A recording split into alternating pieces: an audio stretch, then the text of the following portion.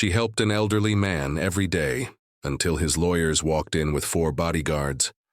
Every morning before work, Emily Parker stopped by the small corner cafe on Willow Street, the kind with creaky chairs, warm light, and the smell of fresh cinnamon rolls. It wasn't much, but it was her safe place in a busy city that rarely slowed down, and that's where she first saw him. An old man, maybe in his 80s, sitting alone by the window. His clothes were simple but neat. A gray cardigan, black slacks, polished shoes. Every morning he ordered the same thing. Black coffee, 1 sugar, no cream. But what caught Emily's eye wasn't his routine. It was his trembling hands. He struggled with the sugar packet every time. So one morning she simply walked over, smiled, and said, "Mind if I help?" That was how it began. For the next 3 months, Emily and the old man, Mr. Whitmore, he later introduced himself, became quiet companions of sorts. She'd help him stir his coffee, sometimes walk him across the street or sit and listen to his stories. He talked about his late wife, their old farmhouse, the apple tree he'd planted when his daughter was born. He never mentioned any family visiting. Emily assumed they were all gone or too busy to care. Still, she never expected anything in return. She was just being kind.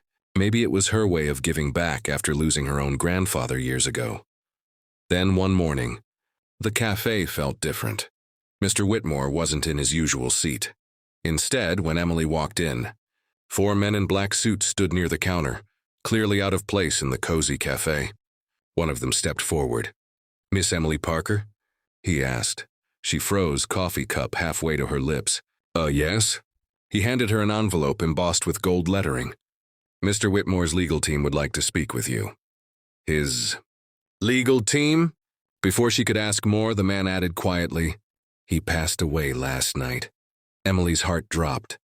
She barely heard the rest as they asked her to come to an address uptown that afternoon. The office was sleek and modern, the kind of place you'd expect from a powerful law firm, not from a quiet old man who always wore hand-knit cardigans. The lead attorney gestured for her to sit. "Mr. Whitmore instructed us to contact you immediately upon his passing," he said, sliding a file across the table. "You were important to him."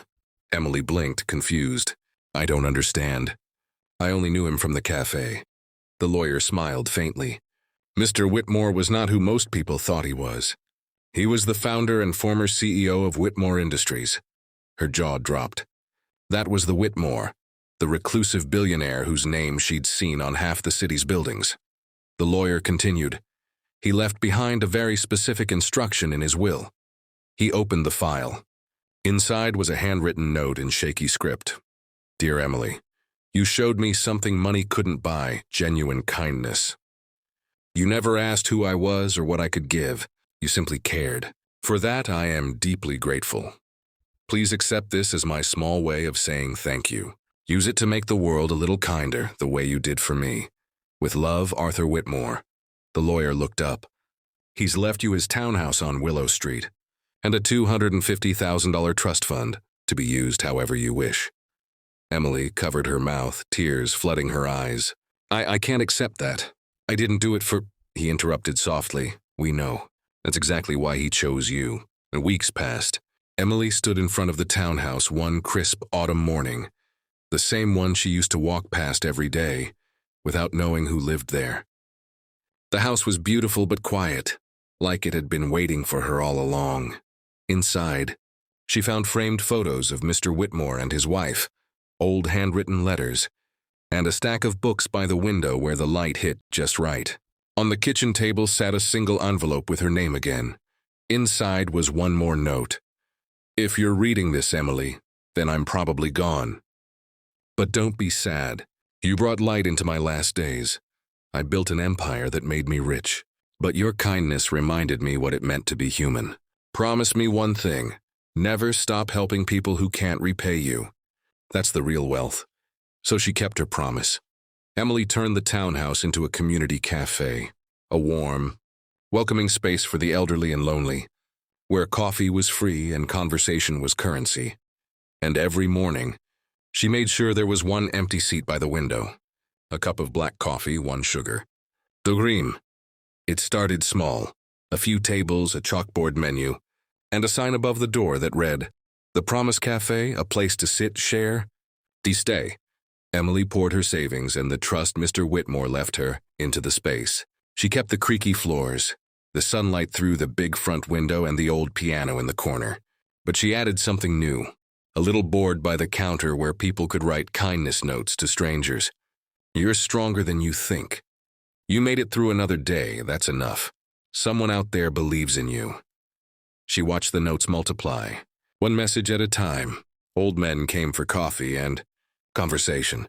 Single moms came to rest between double shifts. College kids studying late shared stories with retirees who just needed someone to talk. It wasn't just a cafe anymore. It was a heartbeat. One morning, as she was wiping down tables, a young man in a navy suit stepped inside. He looked nervous, clutching a small box. "Are you Emily Parker?" he asked. "Yes," she smiled. "Welcome to the Promise Cafe." He hesitated, then opened the box. Inside was a gold pocket watch, old, worn, but beautifully kept.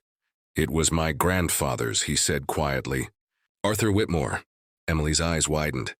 "You're his grandson?" He nodded. "We didn't really talk much near the end. I was too busy chasing my own life. But I read his will. I saw what he left you. And the cafe." He looked around, his expression softening. "He would have loved this place."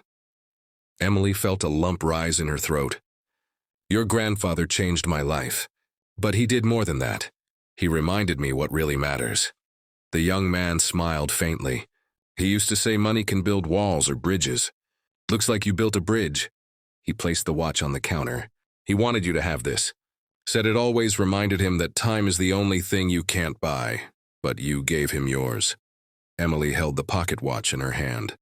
It ticked softly, steady and warm. For a moment, it felt like Mr. Whitmore was right there beside her, smiling by the window. That night, she hung the watch above the cafe's front door, engraved with the words, "Time spent in kindness is never wasted." Years passed. The Promise Cafe became a local legend, written about in newspapers, visited by travelers from across the country. But to Emily, it was never about fame. It was about a teenager helping an old woman carry groceries. About a lonely veteran teaching kids to play chess. About a waitress learning that one act of care can ripple further than she'll ever. And every morning, without fail, she placed 1 cup of black coffee by the window, 1 sugar, no cream, and whispered, "Thank you, Arthur."